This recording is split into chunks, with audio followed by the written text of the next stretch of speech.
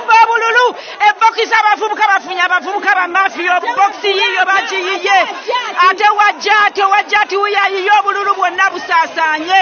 bannange bali mu kubabululu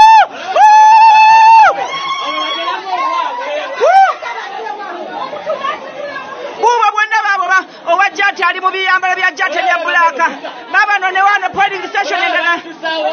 uyo bamudusaawo uyo wuli bamudusizaawo Allahu akbar walillahi alhamdu Allahu akbar Uganda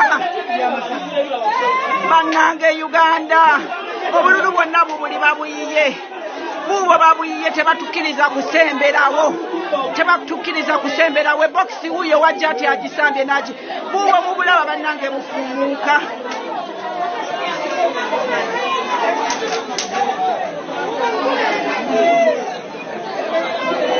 bannange mujja twekuŋŋaanye tuyingire ekisaawe ffenna uyo amagye gaago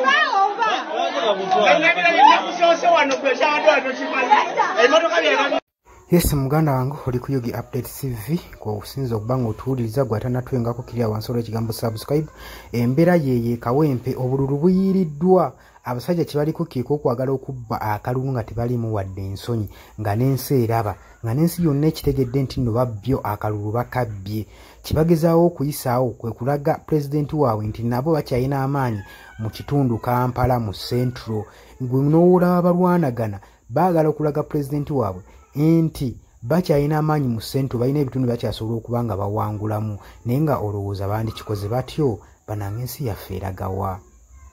jangu mu comment section gwe mukwano gwange otutangaze ekigenda mu maaso jangu mu comment section otutangaze golowooza bino ebikolwa binaakoma paka ddi kankulekereko obubaka obwo mukwano gwange ali yampuliriza yes oli ku Yugi Update TV kw'osinzira okuba ng'otuwuliriza gwe mukwano gwange yonna yenna ali eyo gwe nagambye agala okweyunga ku channel eno kirira wansi waliwo ekigambo subscribe kikoneko okoonene mukadde temwerabirako na mukadde kubanga akadde ako mukwano gwange gakuyambako nnyo okuleetera notification message bwe waba nga waliwo information yonna gye tutaddeko ate buli w'osubscribing obeera otufollowinze kitegeeza buli kimu kye tunaateekako ojja kuba ng'okifuna gwe mukwano gwange leka okipingwe ng'oli updated ku buli kimu ekigenda mu maaso mu ggwanga gwali eyampuliriza abali mu Qatar, Oman, Dubai, Saudi Arabia, abali e Dubai, abali mu US, abali mu UK, abali e Canada,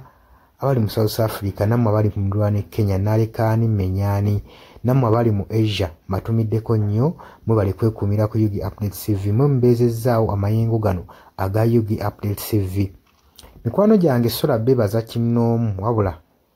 nsazeewo nkozese lino eddoboozi ery'ewamu nsobole okubeebaza mwebale kuyimirizaawo channel eno mwebale mwabajja naddala mwabajja mu comment section ne mukomentinga ne muteekako endowooza yammwe ne mutangaaza bannayuganda ku ki ekiteekeddwa ekituufu okukolebwa gwe okusinziira ku ndowooza yo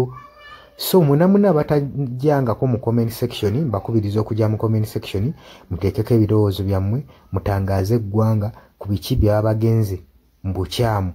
ne bikolebwa mu bukyamu eri bannayuganda. Dani ku Airlines e Kenya nawe nkutumiddeko ennyo naye jangu mu comment section oteese toteekako buteesi linnya lyo mujje mu comment section mwe abasharinga abalikinga nammwe abasubscribinga mwe muyimirizaawo amayengo ga channel. Enamba y'essimu gye mbateeredde awo eya nooti 726 nooti emu 6794 eyo enamba ya WhatsApp eri mu kimyufu ye namba gy'ogenda oyita kuba gy'osobola okuyitako gwe mukwano gwange ayagala okulanga wamu naffe ng'alina bizinensi yo ng'ogyagala tugikulangire nga wandyetaazo gikulangira eyo namba gy'oba oyitako ku WhatsApp osobole okuba nga naye bizinensi yo gikuba abantu tugikulangire gwe mukwano gwange ali eyo ampuliriza nengenda maaso n'okulabula abantu ku biki ebigenda maaso mu ggwanga naddala nga akalulu kano aka 2026 kengedde kati buli muntu alina kubeera vigilant, olina kubeera bulindaala oleme kutunda mwoyo gwo mukwano gwange. Waliwo abatunda emyoyo gyabwe olw'M1,500 sukaali. Gwe beera ng'omanyi akaseera we kanaatuuka akakuba ballot paper, beera nga manyi omuntu ogw'ogenda okuwa, gw'ogenda ottiikinga, gwe gw'olaba asobola okukulaakulanya ekitundu kyo constituency yo, gw'olaba agenda otwala eggwanga mu maaso. Bannange tusibwa nnyo akatambaala mu mutwe mu biseera nga bino. Newankubadde obwavu babubalumizza mutya,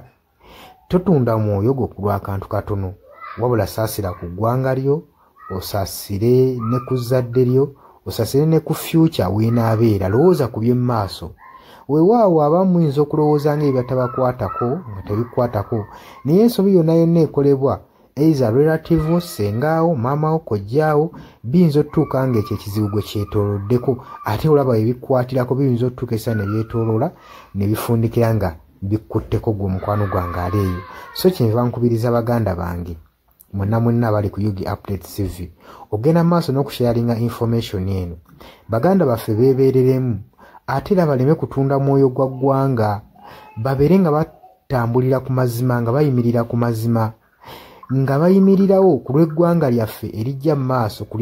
lwa future y'abantu baffe n'eggwanga lyaffe mu maaso, kubanga buli muntu ekigenda mu maaso kati akiraba. Gwe atalaba kigenda mu maaso nkakasa obeera muzibe. Ate era ne muzibe naye alina byawulira ebimukyemula omutima, kati n'amanya nti no mu ggwanga mulimu kino. So nkubiriza buli omu obeere lalabayi wa munno, osobole okuba nga oli kalabaalaba w'oyo ku biki ebigenda mu maaso. Obakubirize n'omubakubiriza. Waliwo abali mu byalo nga tebamanyi kigenda mu maaso. Mubaagaliza subscribinga ku mikutu gino bategere ebigenda mu maaso mu ggwanga lyaffe. Wakati smartphone zajja gwe mukwano gwange ali eyo.